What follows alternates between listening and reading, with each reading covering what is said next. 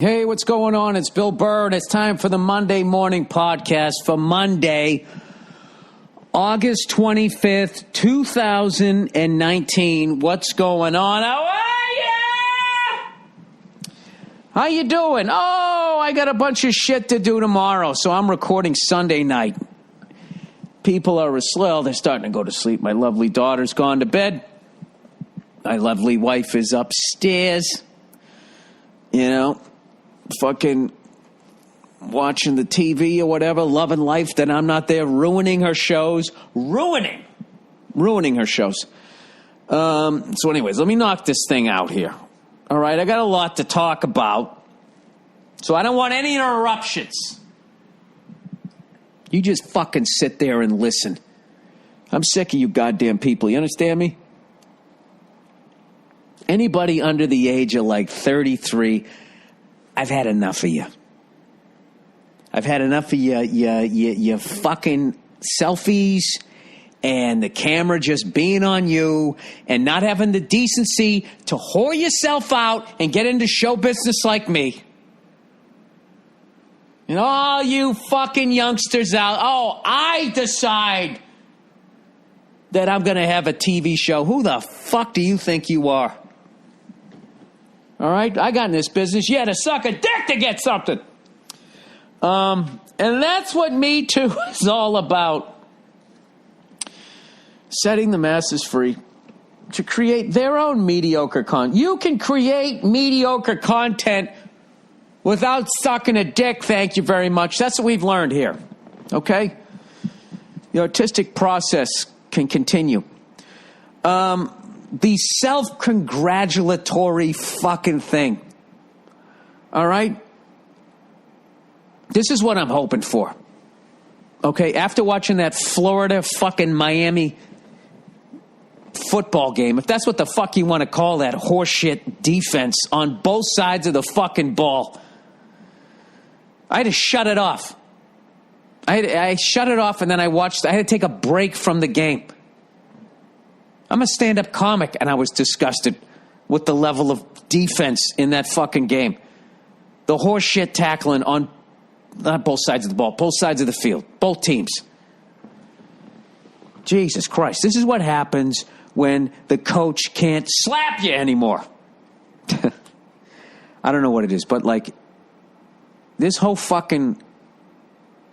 I'm just waiting for somebody to rebel against these self-congratulations that just everybody is fucking doing now. Whether you're flipping over a fucking water bottle, I know that's an old reference, but I'm an old guy, so I'm entitled, okay?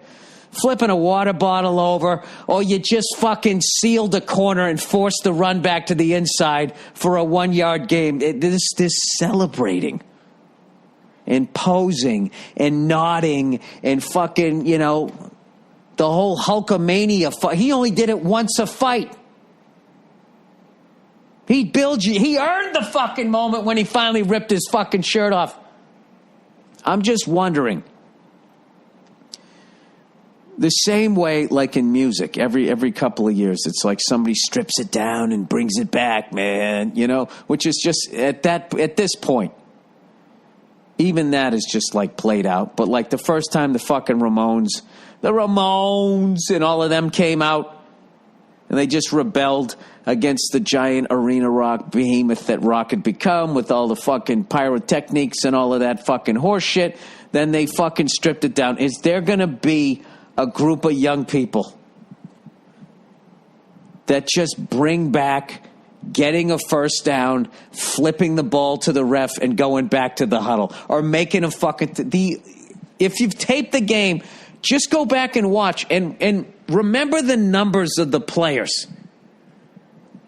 Because you watch them act like they just ended the game and single-handedly won it for their fucking team. And 2 plays later, they're out of position, they're getting run over, or they get beat. I saw a fucking guy, right? It was like a fade route to the sideline. It's a nice pass. The receiver beat the cornerback. It just ended up being out of bounds, slightly out of bounds, and the guy caught the ball. All right? So the corner got lucky. What does he do? Because it's out of bounds. He starts yelling in that guy's face like he just fucking stuck him or knocked the ball down. It's like, buddy, you got beat. The fuck are you yapping about, right? Yap.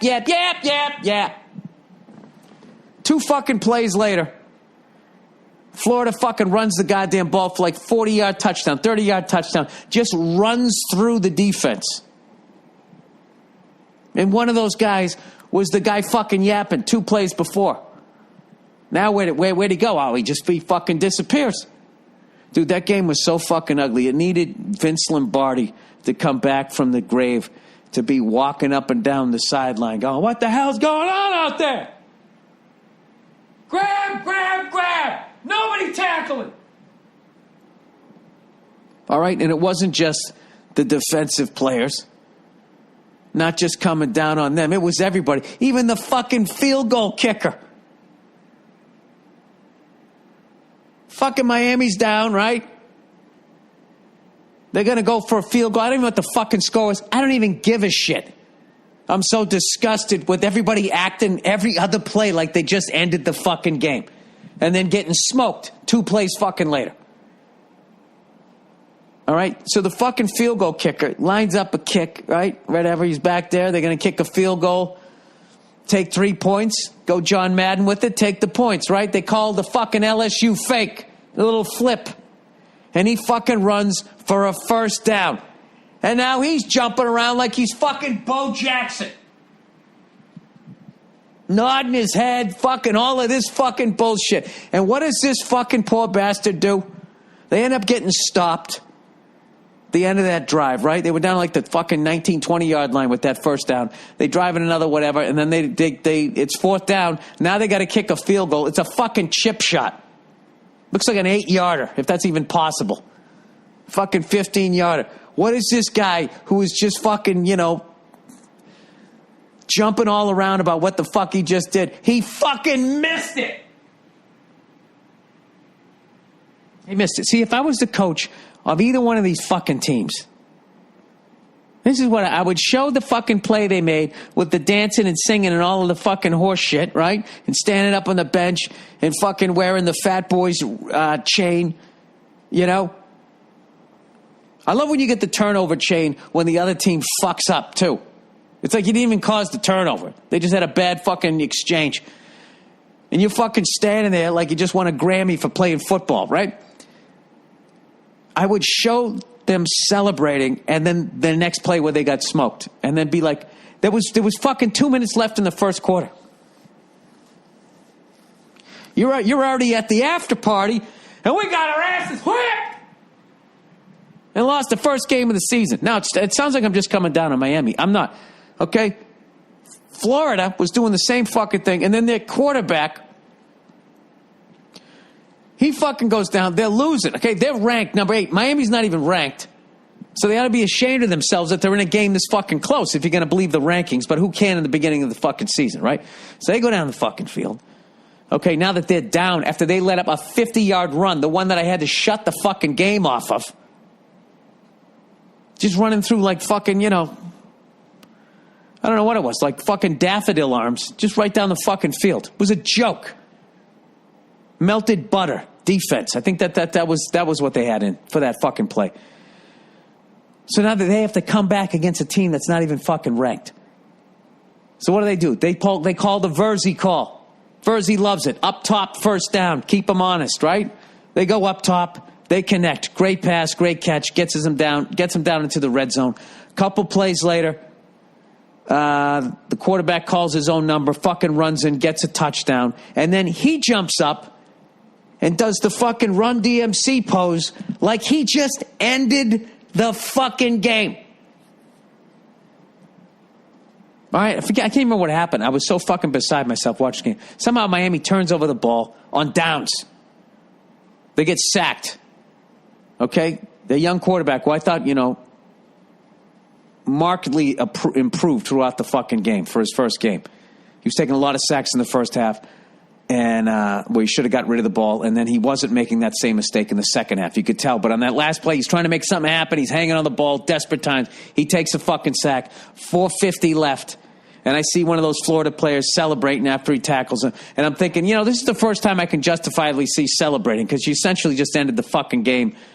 Not really. There's 5 minutes left. But I can see that you're starting to get excited. So he fucking celebrates. All right? Florida gets the fucking ball, takes over on downs. The guy who just did the Run DMC pose, what does he do? For some reason, they tell him to go to the air. I don't know why. He goes to the air and immediately throws a fucking pick. Puts Miami right back into the game. Right back into the fucking game.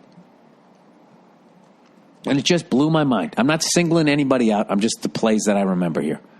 I'm sure they're all wonderful with great parents and all. I'm just saying. The amount of fucking celebrating and just fucking chewing up the scenery that was going on with both of those fucking teams when that game wasn't in the bag until probably my recorder shut off. I know the final score was 24-20, wasn't it? I don't know what it was, but Jesus fucking Christ. I know the kids play with passion. I know back in the day it was more of a fucking sharecropper fucking league. And there was these old grumpy white guys telling everybody that you can't have any fun and you had to wear a fedora and be a fucking asshole. I know there has to be a happy medium between that and this fucking ridiculousness. It was like that TV sitcom Fame met a football game. Players running up to the audience, trying to get them going like it's a college football crowd. They're going. They've spent dad and mom's money on booze. They're ready to go. They understand it's the big game of the year. I don't know. That's it. We're going to have these new sections on my podcast called Grumpy Old Man. And that was it right there. That was my grumpy old man. I was so excited for the first game of the year. And every time I think it's going to come back a little bit. I think it's going to come back.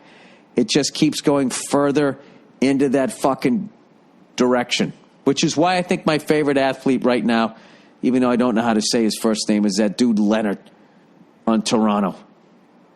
And I was also a big fan of Marshawn Lynch, where he would just, maybe he said, that guy deserved to celebrate.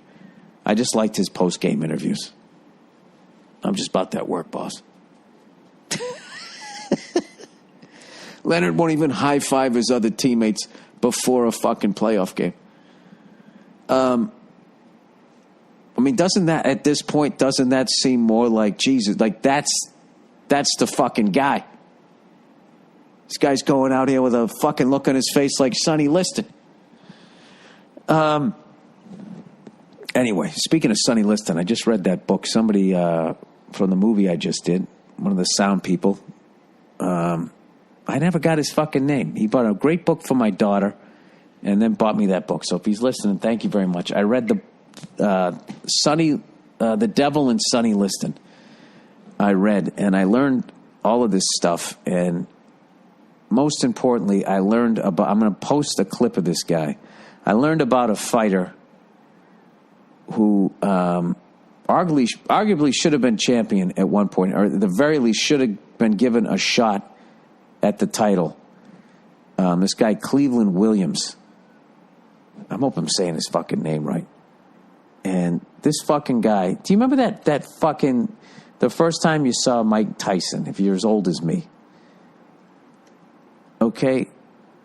The first time you saw his speed, where he threw the left hook to the body and followed it up with another left to the head.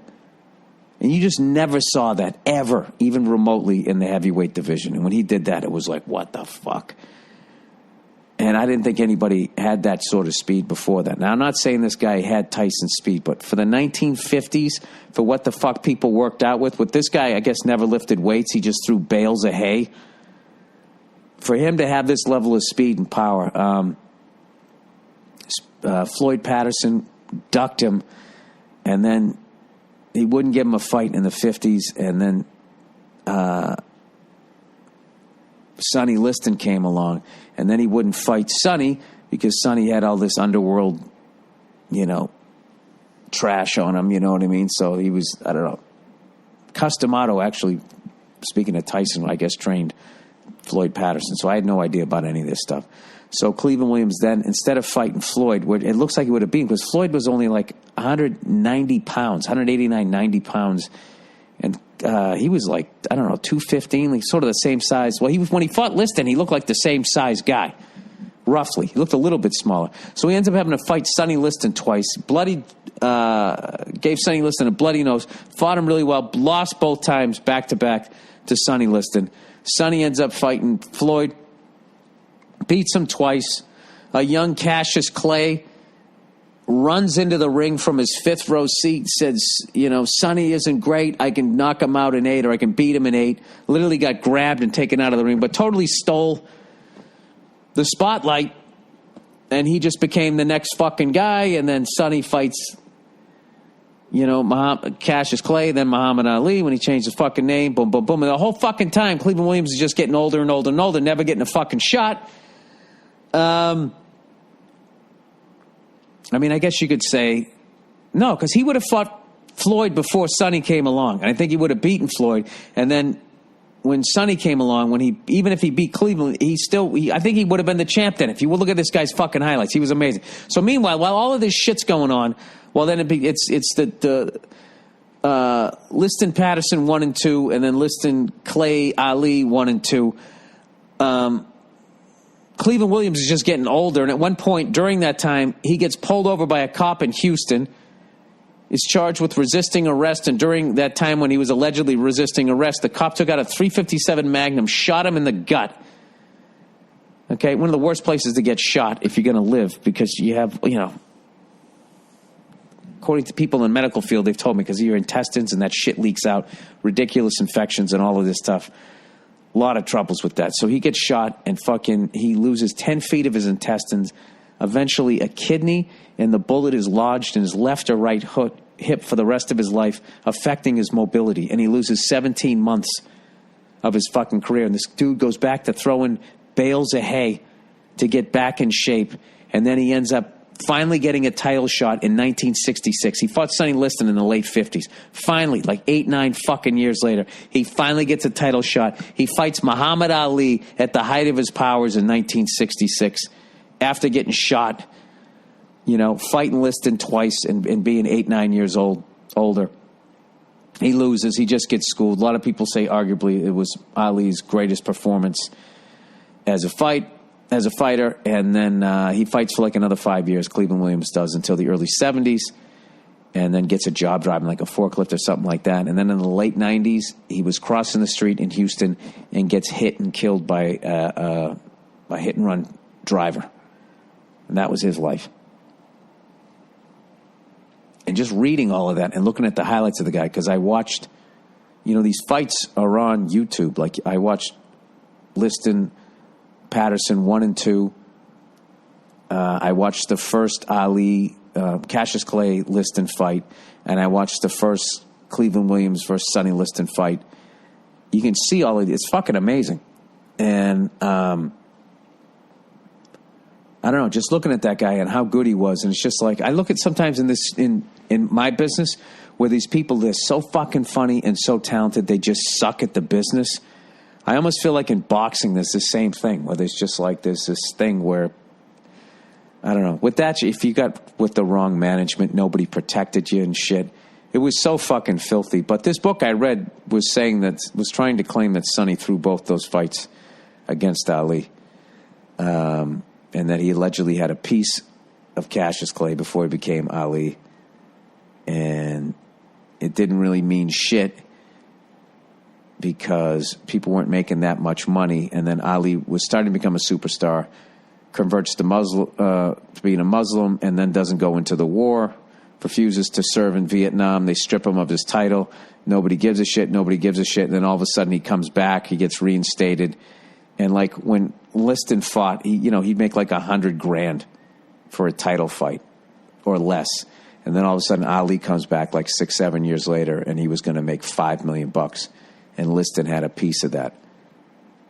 So people try to claim that that's because there's always like, did Sonny overdose or was he killed? And that one of the theories in the book presents that. It's a really fucking good book is what I'm trying to say. But check out this guy, Cleveland Williams. Look at, watch Liston, Cleveland Williams, the first fight. Watch the second one, which I haven't watched yet, and I'll post his highlight reel. Pretty amazing. But I'm just looking at that guy's fucking life. It's just like, that fucking guy, he actually forgave the cop, and the cop said no hard feelings, and he came to the title fight. The guy who shot him and shit. Like, he just was a good guy. Just makes no sense why bad things happen to good people like that. Which brought up some other shit, you know, all these fucking friends that I've lost to were fucking good people. It just doesn't make any fucking sense. It's why I don't go to church, everybody. There's this podcast. It's all over the map. It's all over the map. What the fuck am I even talking about? I meant to set my alarm so I could watch that fucking MotoGP race that was on at the British Grand Prix at like 3:30 in the morning, but I got a kid, so that didn't happen. I don't know who won, but I heard Dovizioso crashed in turn one, which really is upsetting because there's nothing better when he's in the race going up against Marc Marquez. So because I missed the race and I was jonesing to watch a MotoGP race, I went back and watched one of the ones that I missed earlier this year. And I got to tell you guys, you got to sign up MotoGP website. Sign up, and they got all the races and just watch them. Watch the Italian one, that Danilo, however you say his name, Petrucci, the other, what's his face, Andre Dovizioso's teammate for Ducati. He wins his first fucking race. It's just the sickest thing. There's nothing better that it's almost like in Formula One when Lewis Hamilton isn't in first place. It's like the greatest fucking race ever because he has the skill, the money, and the fucking car to actually work his way through the field. So you'll see some decent passing and racing or whatever. Excuse me.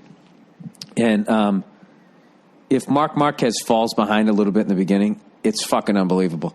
Because he will literally ride through a guy in front of him. He's kind of a cunt, but not really. Because he's got the boyish good looks, so I think he gets away with it. But I saw him last year, like fucking just basically run over Valentino Rossi. Or was it earlier this year? I can't even remember because I've been jumping around with races. But watch that one from Italy. It's fucking incredible. I watched a ton of shit this weekend because I had a varicose vein removed in my left leg. I had this gnarly one. It was starting to bother me, and I'm flying all the time. It was just freaking me out. So I had the fucking thing removed. So I've been laid up for the last couple of days. I watched this amazing documentary on Kareem Abdul-Jabbar that Dave Kushner, who does all the music for F is for Family, recommended. And it was fucking amazing. Check that out if you get a chance. And then I watched some of the new Beverly Hills 90210 with my lovely wife. And I really enjoyed that. The way that they're doing it is really clever. The way they set the whole thing up. I don't want to ruin it for you. So I was like, oh, that's how they're doing this series? That's such a fucking cool way. Whoever came up with the idea, it's really cool. Watched a little bit of that. I watched this thing on Buster Keaton on Turner Movie Classics. And then I watched, they were having this whole Fred Astaire, Ginger Roger thing. And I started to watch The Gay Divorcee. I had to record it. I'm like, that's the funniest title for a fucking movie ever. So, yeah, that's it. That's basically what I did. I did this weekend. Oh, and I also learned how to say the team owner or leader, the manager of Ducati. It's Giovanni Davigno. I wasn't trying to find his name. I was trying to find the name of the other guy with the white hair, the short white hair. When they fucking win a race, nobody goes nuts like that guy. It's fucking great. It's fucking great. I love seeing him going crazy. All right, let's read a little bit of advertising here, shall we? All right, I just did 20 minutes of a podcast. Should I start celebrating like the other 40 minutes are going to be funny? All right, feels, man. Do you experience stress or have anxiety or chronic pain or have trouble sleeping at least once a week? You're not alone. Try Feels, man. What is Feels? Oh, I also watched a whole documentary on Netflix about Woodstock, the 50th anniversary of Woodstock. It's fucking amazing. I never saw it from that angle where they were just talking about running out of food and how everybody just chilled. I think it was because they took currency out of the whole thing. They were like, everything's free. They fed people for free. They helped people with their bad trips, man, for free. The fucking National Guard showed up with some doctors. It was all free. Everybody got off the fucking hamster wheel and chilled. What is Feels? Feels is premium CBD delivered directly to your doorstep. What does Feels do, man? Feels naturally helps reduce stress, anxiety, pain, and sleeplessness. Please talk about the condition you have and how taking Feels has helped. Well, I got a fucking leg that I just had a varicose vein taken out. My leg looks like I fucking fell off a motorcycle. I could use some Feels, man. Why don't you guys send me some? Send me a free thing and I'll fucking slather up my leg with it. And get high and watch some more fucking 90210. Probably doesn't get you high. I probably wasn't supposed to say that. It's easy to take. Place a few drops of Feels, man, under your tongue and feel the difference within minutes, man. All of a sudden you want to vote for Bernie Sanders, man. Talk about how easy it was to use Feels. Well, I knew where my mouth and tongue were. And I hadn't done any tongue pull-ups lately, so I was nervous that I couldn't lift it up long enough to place a few drops underneath it. But fortunately, I got them in there, and you know, swallowing is an involuntary reflex, so I got it back there, and, you know, nature took over. Man. All right, real human support. New to CBD, man? Feels offers a free CBD hotline, man, and text message support to help guide you through your groovy personal experience, man. Feel better naturally, man. Feels works naturally to help you feel better, man. I know this is getting annoying, but it's a lot of copy. There's no high, hangover, or addiction. Bummer, man. Membership. Join the Feels community to get Feels delivered to your door every month. You'll save money on every order, and you can pause or cancel anytime. Oh, so this has no THC in it. It just has the fucking CBD. Oh, I don't know what this shit. I'm a boozer. Feels has people feeling their best every day, and it can help you too. That's great, man. It's great, man. It's better than taking those fucking Oxy, right? Become a member today by going to feels.com/Burr, Feals, and you'll get 50% off your first order with free shipping. That's Feels, Feals.com/Burr to become a member and get 50% automatically taken off your first order with free shipping. Feels.com/Burr, man. You know what that reminds me of? I remember a long time ago when they got that music collection that they'd put together from the 60s. They had those two guys dressed like hippies. You know, like, hey, is that freedom rock? Yeah, we'll turn it up, man. All right, Butcher Box. After you take your Feels and you're feeling better, then you get hungry. You get the fucking munchies, right? That's when you go to Butcher Box. It makes it easy to get high-quality, humanely raised meat that you can trust. Every month, Butcher Box delivers 100% grass-fed and grass-finished beef, free-range organic chicken, my favorite right here, heritage breed pork, and wild Alaskan salmon directly to your door. You don't know what that fish is going to do. And shipping is free. Choose from 4 curated boxes or customize your own box so you can get exactly what you and your family love. Each box comes with at least 9 to 11 pounds of meat, which is enough for 24 individual size meal or one for Sergeant Slaughter. Meat is frozen at the peak of freshness in individual vacuum-sealed packs. All meat is delivered right to your doorstep and with free shipping. My favorite cut is the heritage breed pork. It's the best pork chop I've ever made. It was absolutely delicious. My mouth waters every time I read this copy here. New subscribers will receive ground beef for life. That's right, America. Sign up today and Butcher Box will send you 2 pounds of 100% grass-fed beef free in every box for the life of your subscription, plus $20 off your first box.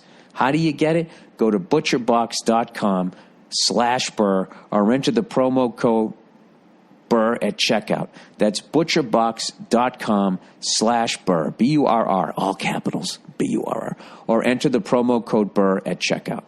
Lastly, but not leastly, Stamps.com. You know, no one really has the time to go to the post office. You're busy. Doesn't make sense with all this technology. We're supposed to get less busy, right? Remember the Jetsons? These 3-day work weeks of murder? You had the flying car and all that shit? People don't even have time to go to the post office anymore. So what do? Stamps.com. It brings all the amazing services of the U.S. Post Office right to your computer.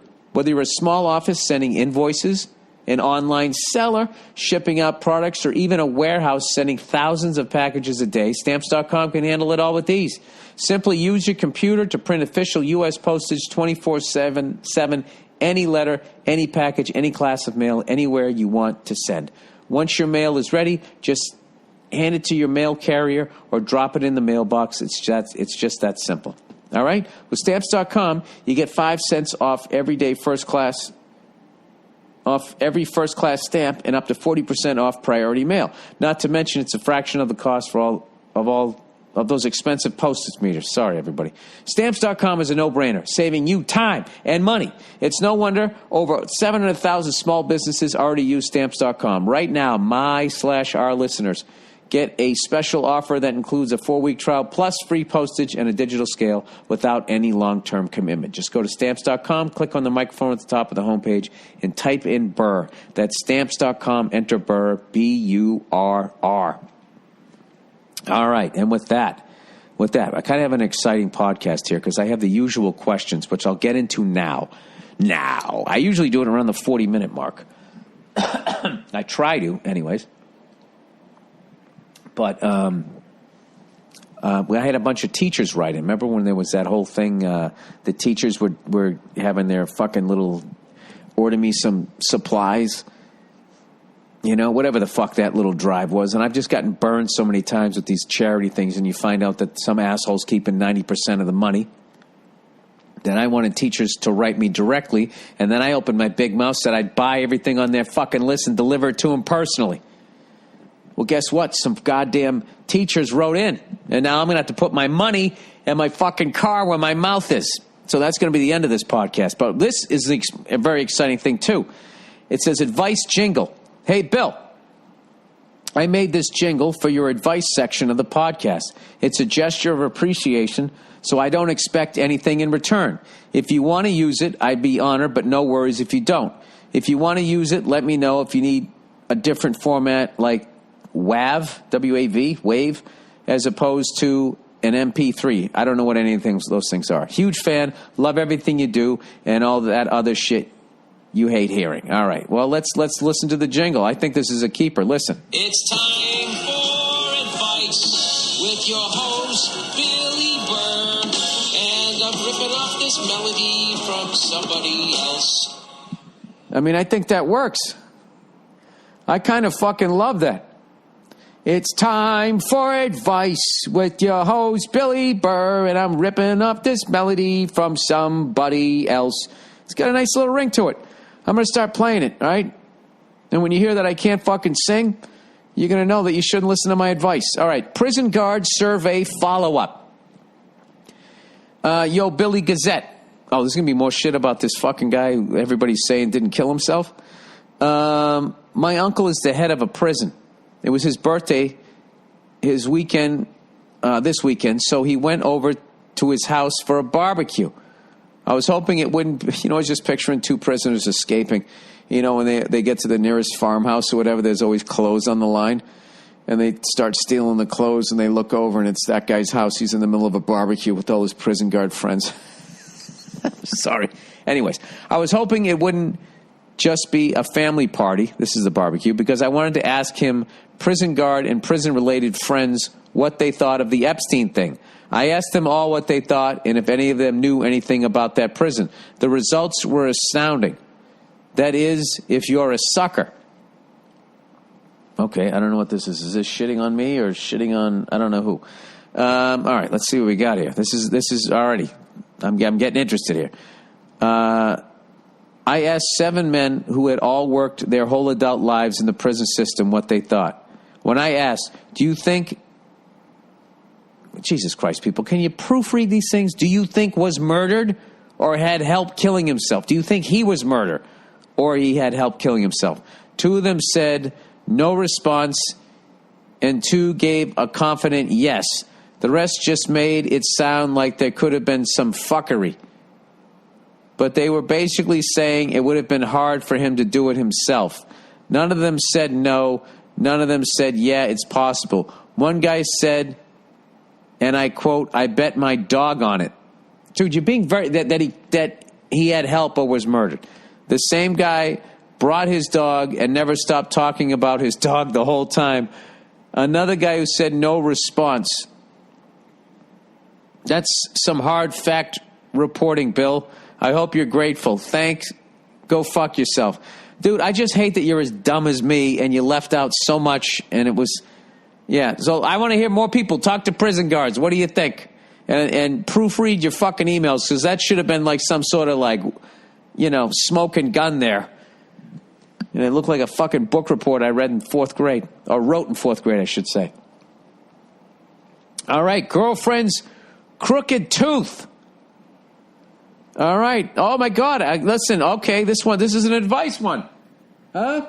So, you know what that means? Come on, play it. It's time for advice. It never gets old. With your host, Billy Burr. That's me. And I'm ripping off this melody From somebody else. Go fuck yourself. All right, I love it. Yeah, I like this little showbiz. Feeling like I'm doing an actual show here. Girlfriend's crooked tooth. All right, here's one for you. Would you rather have your girlfriend have a crooked tooth or crooked titties? Everyone's going to see the crooked tooth, but hopefully only you know about her titties. That's a tough one. Ladies, what would you like? A guy with a crooked tooth, or a boyfriend with a crooked tooth, or a crooked cock? You know? Is there Invisalign for your dick? That's what they should do. You know? I don't mean one that just sort of hangs to one side or the other, you know what I mean? Like a fucking dog trying to get some sun on a porch. I'm not talking about that. Your ball bag being the porch, of course. I'm talking about like one that looks like it's peeking around the corner like it owes somebody money. I mean, there's got to be Invisalign for your dick. Anyways, I'm a 23-year-old dude which just started listening to your podcast. I've been with my 21-year-old girlfriend for almost 3 years, and we love each other very much. Well, I would think so. My lady is sweet. It sounds like a song. My lady is sweet, smart, creative, pretty, and has a banging-ass body. I just have one problem with her appearance. Her front tooth is a little fucked up. Oh, what are you talking about? She got a banging body with a crooked tooth? That's fucking, I think that's hot. She know how to play pool? I'd fucking marry her. It's a bit crooked, overlaps her other front tooth, is slightly bigger, and seems to have more plaque than the other teeth. All right, draw the line at plaque. Jesus Christ, go get her a water pick. She wasn't born with it, and has casually mentioned having the legit surgery to fix it, but has never said she plans to. I know I'm being a dick about wanting it to be fit. You're not being a dick. You're not. Okay? And you're going to help her out in life. She shouldn't have a big fucking refrigerator door next to a couple of smaller chiclets with plaque on it. That's going to affect you. Nobody fucking wants to see what you ate for the last 3 years. When you smile. And with Invisalign now, you got all these other people. That's the PED of bad genetics. Right? All these people walking around like they got fucking little piano fucking straight teeth there, and they don't. I actually used them too. My teeth are pretty straight, but I had some down the bottom. So I'm full of shit too. Although my teeth did come in pretty straight. I never had braces. I never went down. Anyways, he says, it's annoying to hear her talk about how she has really good teeth in complete seriousness. Wait a second. I thought she said she was going to get fixed. About wanting her to... I know I'm being a dick about her wanting... Wait. She mentioned having legit surgery to fix it, but has never said she plans to. Anyways, it's also annoying to hear her talk about how she has really good teeth in complete seriousness while I just stare at the tooth. How should I approach wanting her to have the surgery. Tell her I think she should have it, wait it out, and tell her when we're more financially stable, or just don't say anything to her about it. What's your advice? That's when I should have played it. What did you say? What is your advice? Your host, Billy Burr. That's me. And I'm ripping off this melody From somebody else. Go fuck yourself. I love that. I got to get a little soundboard. You know what? I always remember Opie and Anthony had that. I should get one of those fucking things. Oh shit! What is this?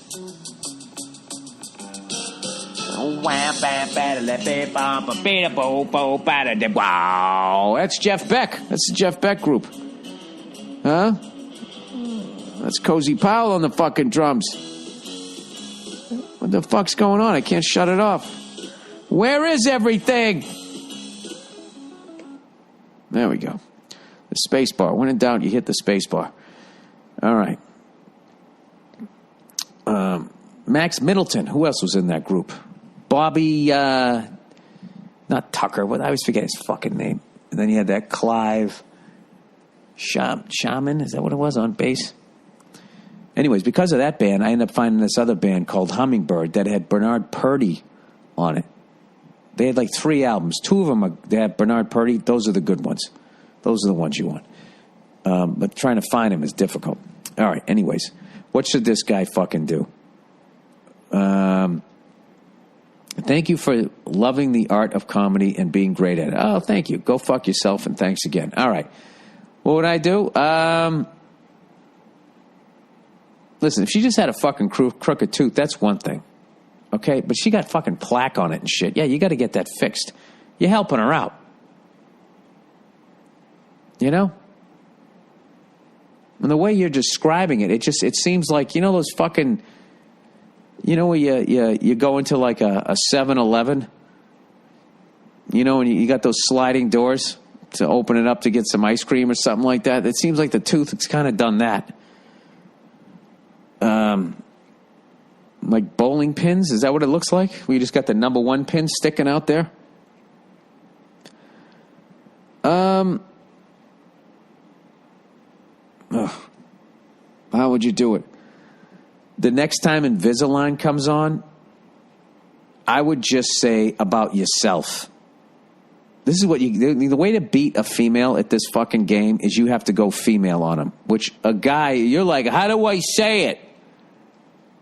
What do I do? Because guys just say it. Hey, sweetheart, I love you, but your fucking refrigerator door with the fucking... It looks like a Great Dane that rolled around in mud, slammed into it. Yeah, we got to get that fixed because it's really, I don't know, it's bugging me. Everything else about you is great, but that right down Main Street, I can't stop looking at it. Okay? You need to go female. A woman would never do that. Okay, if she knew it was going to be a sensitive thing. Until you get her a ring, then she'll just fucking, the gloves are off at that point. But, what you need to do is you need to finesse your way into this. So what you got to do is you got to make it about yourself. So the next time Invisalign comes on, you got to be like, hey, you know what? I'm thinking about doing that. I want to do that. I want to have like perfectly fucking straight teeth. Yeah, you want to do it? Let's do it together. Let's, maybe you can do that. It's like when you're dating somebody and they're putting on weight. Say, hey, we should start taking walks. I would do that.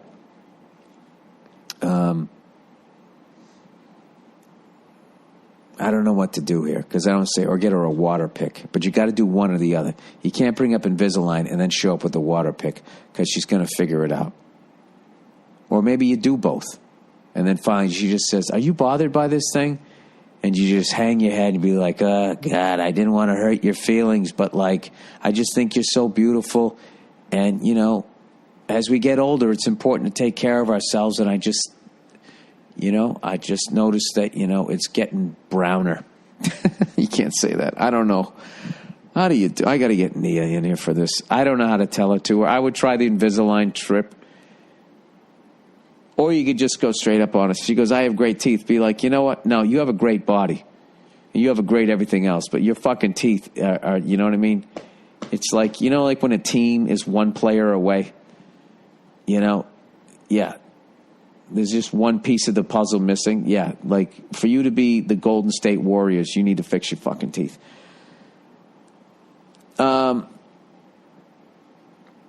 Or you just wait for her to bite into an apple, and when you see the bite marks, you just point at it. What is that? Is there a badger in the house? I hope that helped out. All right. I like OJ on Twitter. The next one says, hey, Bill, I'm going to be straight with you. I like listening to OJ talk. I know he probably committed an unforgivably horrible act, but I really like his demeanor on Twitter. Besides, if you can still clap for a president who has ordered thousands of deaths, any of the last 6, and certainly more than half of all the presidents, thousands of deaths, dude. Easy, buddy. Let's go. You're hundreds of thousands. Well, I guess if you can include all 6. Oh, Slick Willie wasn't involved in a war, but he definitely bombed a country to get a blowjob charge off. Change the focus of the news, anyways, it seemed. Anyways, then can I at least clap? Can I at least follow him on Twitter? I'm not even clapping. I'm just watching. Every time he says, hello, Twitter world, I get a warm feeling. I don't feel bad, and I want to know if you think I should. Thanks, and go fuck yourself. No, I mean, I don't think you're condoning what the fucking guy did. I don't know. I don't give a shit. It's your fucking world, man. Go on the internet and do whatever the fuck you want. You follow the guy. Who gives a shit? Gives a shit. I mean, I watched the first 48. That show is for entertainment, and that's people like dealing with the fact that a loved one was murdered. People still watch that. People don't, well, I'm trying to watch to see the person get caught. Shut the fuck up. It's not the only reason why you're watching. So, yeah, continue to follow the guy. Who's the first podcast that's going to get him as a guest? All right, fatherly advice for a lady.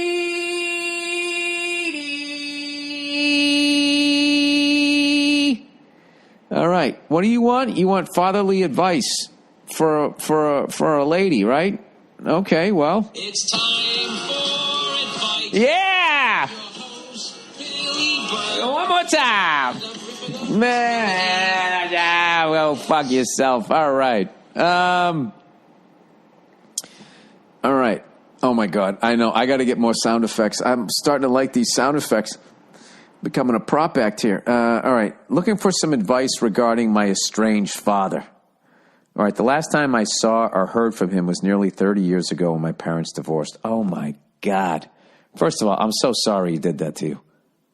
How do you walk away from a kid like that?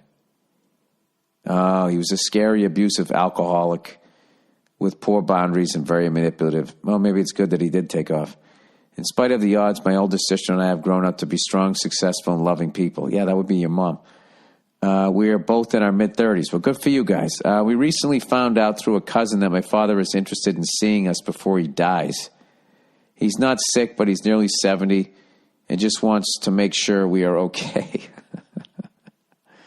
At 35. Are you okay? You need Invisalign? He also mentioned an inheritance, which may not be true. He's a known pathological liar. Yeah. Yeah, I think your inheritance is an Anheuser-Busch at this point. Google Street View of his home shows 2 shiny red Camaros in the driveway. Wow, presumably one for me and one for my sister. Ooh, I don't know about that. My sister and maybe it is. I don't know. When was the picture taken? Maybe he's dealing drugs and he didn't pay 2 guys who drive red Camaro. You don't know what you're walking into. Look at you acting like you're in the CIA. My sister has a family and is understandably protective of them and has little interest in having contact with him. But I am a single woman with no children and a string of failed relationships, partially due to the fact that I've chose partners that are not the best for me, like my father. And I've had a hard time receiving love and believing a man will stick around when the going gets tough. Oh, man, that's the fucking worst thing ever to do to a daughter. Ugh. My question is, should I agree to meet with my father after all these years? I'm hoping that rewriting my relationship with him will in turn help me choose better partners in the future. To be clear, my motivation is not about inheritance or or car, but a chance at healing that part of myself. There is an equal chance that it could be a disaster, and I'm still afraid of him and worry I am setting myself up for future pain. Yeah, that would definitely be an issue. Is he reaching out all of a sudden because it's the end of his life and he's run out of money and he needs something from you? Also, choosing to meet with him may upset my sister, who I have a good relationship with, and I don't want him to come between us. Thanks for the advice and go fuck yourself. Well, this is something you need to do, then your sister should understand that. And if you're afraid of this guy, I would meet him in a public place with somebody else. I mean, that gets, when you say you're afraid of this guy, I don't know. Has this guy got a gun? If he's a gun guy, I wouldn't meet this guy at all.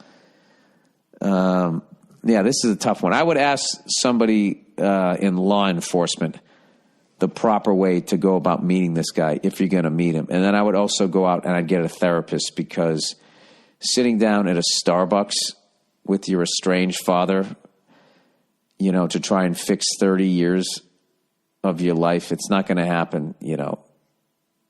It's going to take a lot more than that. And I don't know. If I can just put my opinion in here, the fact that he's an addict, a lot of addicts are horrifically selfish fucking people. And he might be doing this more for him than for you, because it's the end of his life and he feels guilty. And now he wants to show up and buy you a couple of shiny fucking things so he can feel good when he dies. It could be that. So I think, I think you're gonna have to, like, as far as like fixing this shit, you're gonna have to go to therapy, is what that is. But the great thing is that you're a woman and there's no shame in crying, which is really a healing thing to do. Which took me forever to learn. So you're gonna have to go down that road, I believe. But as far as like meeting this guy, I would try to check with somebody who's in law enforcement. If you know a buddy who's a cop or something like that, and ask them, you know, in fact, if you got a friend that's a cop, I would check this fucking guy out and see what the hell he's been up to, arrest record and all of this shit. You know, I don't know. Because I don't want to tell you to go meet this guy and have, God forbid, have something fucking happen. So that is my advice. Go to therapy and talk to a cop before you meet this fucking lunatic. All right? That's it. Good luck to you, and I hope you meet the guy you're supposed to be with. All right. Overrated/underrated. Underrated, jury duty. I had jury duty today. I really enjoyed it. It's interesting to me. I love fucking jury duty. I love jury duty. Having said that, I haven't been to it in forever. I know I'm overdue. I went to it last night. Jeez, I shouldn't say this on the podcast. Jesus Christ. You know, you just don't want to get stuck in a fucking OJ trial where it's going to be like a fucking year of your goddamn life. You know what I mean? And in the end, you just let the guy go anyways. Underrated. I wanted to say that learning to break down a whole chicken is a massively underrated skill. Yes, it is. It's not very hard to learn. No, it isn't. There's YouTube videos on it. Buying a whole bird is usually cheaper per pound than the individual parts, and it really comes in handy every Thanksgiving. The biggest fucking thing you have to have is you have to have a sharp fucking knife. Because when you cut off the breastises on top, when you go to make your slices, when you slice through the breast meat, you want to make sure that, first of all, they're thick so they don't cool off by the time you bring it to the table. And then also you want that little piece of skin on top. And then you fucking, the way you plate it is you have your fucking 2 rows of breast meat, okay, laying there like a fucking deck of cards at the beginning of fucking Texas Hold'em. And then I put my dark meat on the outside. I go thigh, a drumstick, and then I stick the wings on the other side. No, I think I put the thighs in the middle of the plate on either side. It's always a showstopper. Okay. I agree with every part of that. He said, I learned by watching Jacques Pepin make a chicken galantine on YouTube and then trying to copy what he did. I highly recommend it. I highly recommend you sharpen your knives and give it a shot if you haven't already. I already did. It's one of my favorite things to fucking do. You know what's the hard thing, is you think where to cut the leg from the thigh, you think it's way further down. It's actually closer than you'd think to the knee bone there. And then I have to rewatch it because I have a problem with, like, when I get the wings off, I tend to just cut the wing in half and miss the rest of that shit. But I got it pretty much down. I love it. All right. Okay, here we go. Now we're into the teacher portion of this. And this is the part of the podcast that's going to cost me time and money. But I'm going to make this happen. All right. From a public high school. Wait a minute. Where the fuck am I? Teacher in L.A. and son of a banker. You fucking son of a banker. All right. Hey, Billy Beantown Buckner. Billy Beantown Buckner. I'm a history teacher in L.A. and a big fan of your stand-up and the podcast. You mentioned your desire to donate supplies to underfunded teachers directly who actually need the help instead of one of these, quote, education funds. I'm lucky enough to teach at a school where the basic supplies are easily met, but my professor from the teaching education program I attended works directly with the most underprivileged communities in Los Angeles. These are the schools and communities that never make the news, and the smallest donation goes farther there than anywhere else. All right, these are the people I want to help. All right, I would be more than happy to put you in touch. This man's passion is completely unmatched when it comes for helping understanding these schools and communities. For what you described wanting to achieve on your podcast, and this man can make it happen and quickly, especially as schools start back this week. Nice. All right. Okay, I guess I got the email and everything. Finally, I've introduced my dad, a retired 57-year-old trader at Wachovia / Wells Fargo, to your podcast, and he loves it. He actually agrees with many of your complaints about the banks and the 2008-2009 crash. If you had interest in talking with and interrogating a banker, he has plenty of time on his hands to answer any questions. Finally, your relationship / dating advice for young men is very practical and helpful. After recently having a friends with benefits situation end exactly how you predicted in many advice segments, I had to restrain myself from laughing during the middle of her meltdown. I stayed calm while she kept trying to escalate, and I wouldn't bite. I would have taken the bait without your help, so thank you. All the best, and if any of these contacts would be helpful, please reach out. You're the man, and go fuck yourself. Oh, no, I absolutely would do this. This is the way to help people. Get directly in contact. All right. From a public high school in L.A. Yo, Billy, thanks for putting the call out for teachers and for the willingness to help out those that do public service in the classroom. I've taught in South Central L.A. for over 12 years now, and I've had a fair share of coworker benefits from the funded teacher websites that have gotten some attention lately. While I don't have any sort of wish list, Jesus Christ, people, I'm trying to be Santa Claus here. Nobody's telling me what they want. Of materials that I need funding help with, my point of writing was just to highlight what some of your other listeners might not realize when it comes to public education, particularly in the inner city. I have personally moved classrooms for the past 6 years in a row and had to substitute for myself for almost 3 damn years during the financial... Wait, I've personally moved classrooms for the past 6 years in a row? What does that mean, move them? And had to substitute... That's in quote, for myself for almost 3 damn years during the financial woes of around 2009 that stripped hard-earned teachers' credentials from over 5,000 teachers in L.A. My point is not to bitch about the situation, but these are the realities that many of my colleagues have gone through. And when we're faced with teaching 6 classes of about 39 students per class, oh, that's what you're saying. It's easy to become cynical and treat the profession as just a job. Dude, if you're going to invest in anything, they're with your kids 6 hours a day, you know, and it's a free education. Like, this is something that I could really get behind as far as everybody's trying to start something that we help out these things before every poor bastard has to send their kid to private school. And it's like your kid goes to college from age 3 until 22. Anyways, anytime I have a conversation with anyone even thinking about becoming a teacher, my advice is don't do it. It takes a lot out of you emotionally, psychologically, financially, and staying single as far as relationships and determined to become a more effective educator have been my drives, especially since I started coaching kids to run the LA Marathon about 8 years ago. In my experience, very few teachers have created the necessary resilience and testicular fortitude to stomach the politics of the job while truly finding joy in building positive relationships with young adults that we teach in rough areas of the city, while most other teachers just seem to treat kids like cogs in a wheel. But that may be the result of those teachers having been treated negatively because of the politics of the profession. Anyway, I don't want to discourage anyone from helping out any teachers personally or through websites, but for anyone that is going to do that, please do society a solid and do a little bit of homework, pun intended, and realize that this is putting a Band-Aid on a systematic form of cancer.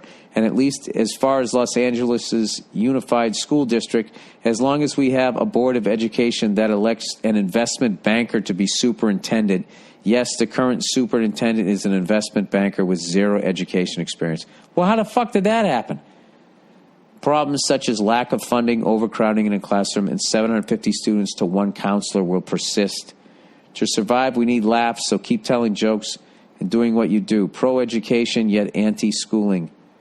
Well, wait a minute. Well, what the fuck can I do to help out? I don't know what to do here. All right, with that first person,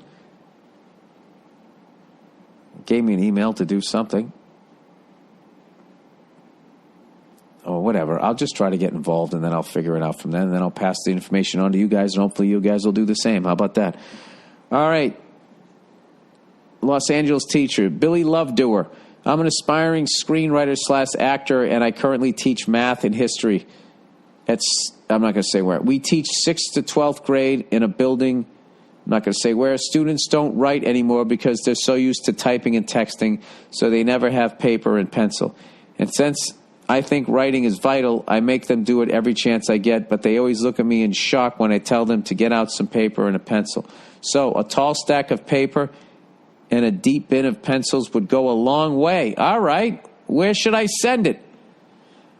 Also, maybe you could come wearing a Do What You Love t-shirt. I hope you're making fun of that. Do what you love. Oh, yeah, that's right. I forgot I joked about that on the podcast. I got into medical school 5 years ago after I finished college, but I read Hemingway and realized that my dream was to become a writer, so here I am. It's been 4 years in L.A. I've written 4 screenplays, had a handful of agents, managers, and all the rest of ups and downs that come with the pursuit, but still I believe, work, and fight. And it's hard, but deep down, I try to remember it's worth it. Oh, yeah. Well, the fact that you've had any sort of bites at this point, that's all good. It's like Columbus sailing over. He saw tree branches before he saw land. And just don't do what he did when he got to the land, according to some people.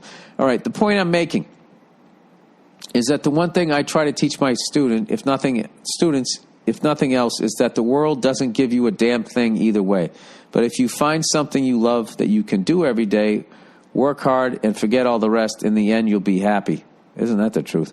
But it's hard to me inspire them considering my current progress. But if you come in and preach the same, I think it'd be a beautiful thing. All right, so you want paper, pencils, and preaching? Are they, these 6th to 12th grade, are they even going to know who the hell I am? This old bald guy coming in with paper and pencils? Why don't I just come in with a butter churner? Oh, I'm going to teach you how to be happy. I'll definitely give you the paper and the pencils. And if you set up some way where I can talk to them, yeah, fuck it. Why not? Why wouldn't I do that? I'm living a great life here. Jesus Christ, there's a zillion of these fucking emails. Teacher in need of help. My name is Catherine. Oh, I can't say her whole name. I'm a teacher in blah, blah, blah.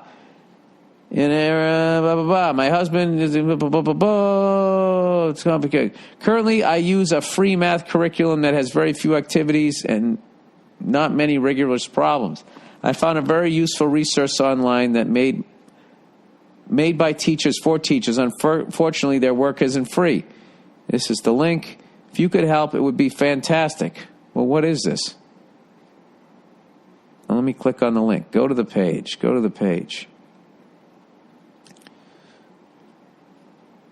Okay, 8th grade math curriculum activity bundles. Okay, what am I buying here? It says it's a $400 bundle.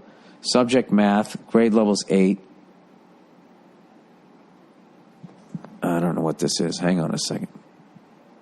Did I skip something? husband, blah, blah, blah, is a huge fan. Listen to your podcast. One time he was telling me about what was going on about you being unable to help teachers. My editor told me to contact you in hopes that you might be able to help out directly. Currently, I use a free math curriculum that has very few activities and not many rigorous problems. I found very useful resources online that was made by teachers for teachers. Unfortunately, their work isn't free. Oh, so how do I do? Well, so I buy this, and how do I gift it to you? I'll figure this out. I'll figure this out. All right. How many more are these? There's 3 more. Can you guys hang in there with this? I hope this inspires you guys to somehow try and help, because I really think that's a fucking thing you can actually just do directly. It's a stupid election coming up, and everybody, you got to get this guy, you got to get that guy. There's shit that you can do, but that's very powerful on your own. It makes you feel good. Then you have good karma, and the next time you bet a 3-team tease, maybe it comes in. Football season is upon us. All right. Goochland teacher. Big butthole Bill. Oh, come on now. It's average size. It's big enough to do the fucking job, for Christ's sake. All right. I'm a teacher in blah, blah, blah, blah, blah. Saw you in blah last summer, and I've been listening to you around. You're like an angry New England uncle who I weirdly vibe with. Anyways, I teach high school math. One high school, and my ears perked up when you made a shout out to LA teachers last Monday. I may be on the other side of the country, but my country has a hilarious name, so I figured I'd lump myself into your shout out. I'm implementing a new phone policy in my classroom where I don't want the kids on their phones at all, because they should be frickin' kids who talk to each other and mess around, and because of all the data, and also because of all the data on anxiety/depression/phones. To go with this new policy, I want to stock up my room with activities for when they are done with their work. Connect 4, checkers, Yahtzee, Uno, origami books, etc. So here's an open invite to help me fund. I'll go buy those fucking games for you. Yeah, all right. Well, how the fuck do I send it? Wait. Okay, I have everybody's email here. Okay, cool. All right, I'll figure this out. Everybody has these fucking computer things. I'm just like, give me a fucking address. I'll buy the shit. I'll put it in a fucking box, and I will write. Just do it the way I know how to do it. All right. Hey, Bill, I heard you just talking about helping teachers. The podcast this week. I'm a K-4 special education teacher at a little Title I school in Lawrence, Massachusetts. I know I don't live in L.A., but I just said the name of the place. Be grateful for any donations to, well, it's not like they're asking for bad shit here, towards my Amazon wish list. My classroom is an old blah, blah, blah, blah, blah, basement. My students light up whenever they walk in my room and see something new for them to use. It would mean that oh, come on. Of course I got to do that. I'm going to go fucking broke on this thing here. Bill, I listen to your podcast all the time, fan. I'm an old friend of your wife from when she lived in New York City. I now live in blah, blah, blah and work in blah, blah, blah. I don't normally do things like that. It feels weird, but you remember podcasts like we, she said if you could help any teachers. So that's why I'm writing. I figured I have nothing to lose. Someone wrote to you mentioning the clear the list, so I looked it up, and basically it's teachers creating Amazon wish lists for items they want and need for their classroom. That's why I'm writing, so there's a way to directly donate to teachers. Here's a link I created of stuff for my classroom. It's totally legit because this person says so. I feel like these first ones are going to be legit, and then I'm going to start doing this, and people are like, hey, man, this is a scam. You're writing to this fucking jerk-off in the podcast, this bleeding heart liberal, and they just send you the stuff. Here's what I need for my classroom. A fucking bass boat, a fucking assault rifle, and some new camouflage pants. I teach a hunting class. It's totally legit. Okay. All right. You know something? I'm going to do this. This makes me feel good. All right. I'm going to get some paper, some pencils. I'm going to talk to some kids. I'm going to buy a math bundle. I'm going to fucking be Santa Claus here. I'm going to handle all of this shit right here. And then that's going to be my good American deed for the rest of my life. I'm never helping anybody else after this. No. Maybe I'll start something. You know, next time there's like a fucking hurricane, they got to donate to the Red Cross, blah, blah, blah, blah, blah. Maybe I'll fucking Well, I'll have somebody. Well, but then how do I know you're in the fucking hurricane? See, then I open myself. There's always a fucking scam. There's always a scam. That's why I like me taking it to you. Because if I do that, then there you are. I mean, what are you going to? Even if you rent it out to school, that's going to cost you more money than the bullshit I'm bringing you, right? So it has to be legit. I don't know. I'll figure it out. All right. Thanks for listening to the podcast. Go fuck yourselves, and I'll check in on you on Thursday. And we usually don't have music at the end of the podcast. But I love this. With your host, Billy Burr. And I'm bringing paper and pencil to a fucking school near you. Go fuck yourself. See you Thursday.